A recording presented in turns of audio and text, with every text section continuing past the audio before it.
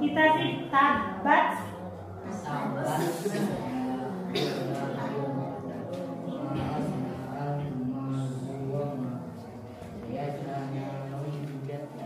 Bukan za, ra. Pembancang teuing jika sudah cinta.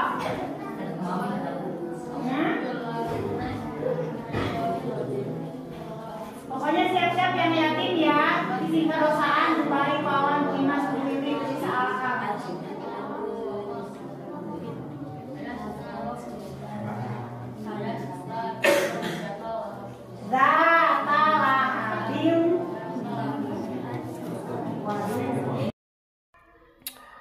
Assalamualaikum warahmatullahi wabarakatuh.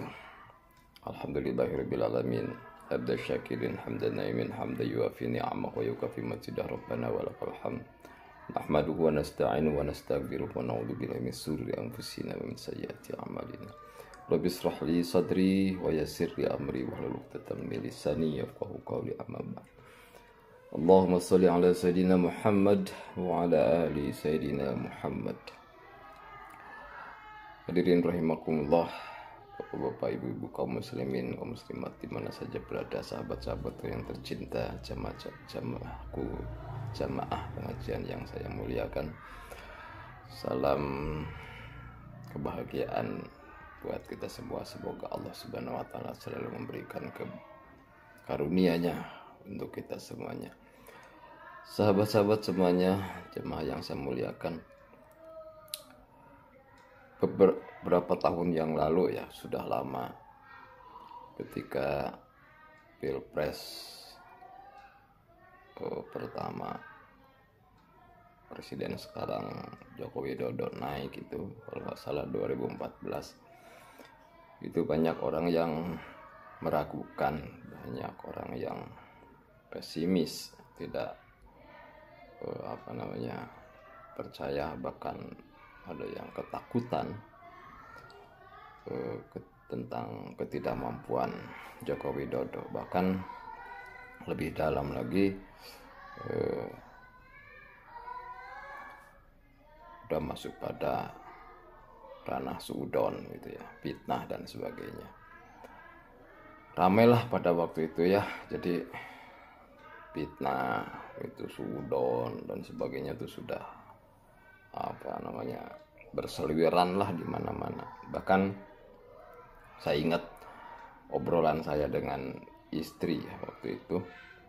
Jadi kebetulan istri saya itu ngajar di sebuah SDIT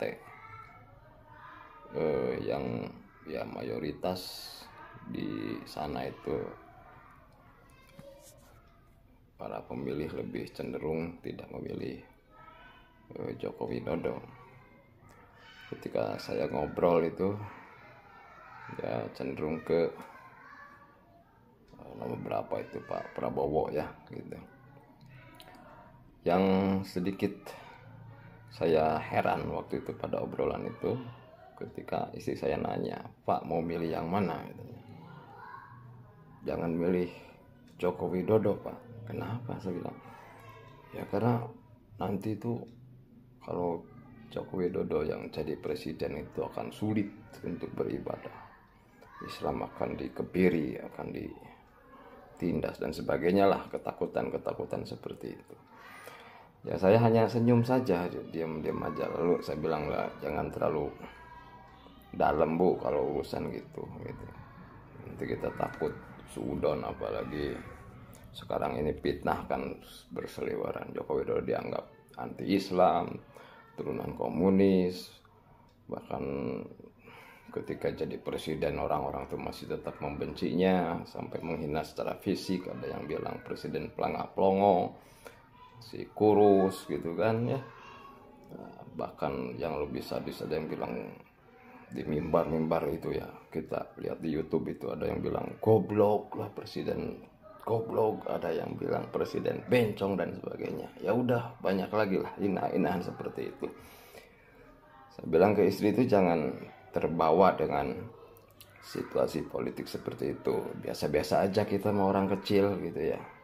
Yang penting kalau kita suudon berarti kan itu udah dosa. Apalagi kalau dia udah kita ketahui sebagai seorang muslim kemudian kita suudoni seperti itu, ya kita sudah menghilangkan pahala ibadah kita ya dengan kesuudonan itu.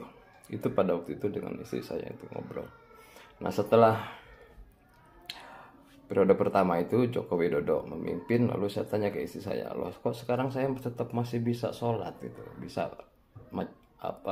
pengajian gitu, bisa tetap ke masjid dan sebagainya, kok nggak dilarang ya Bu?"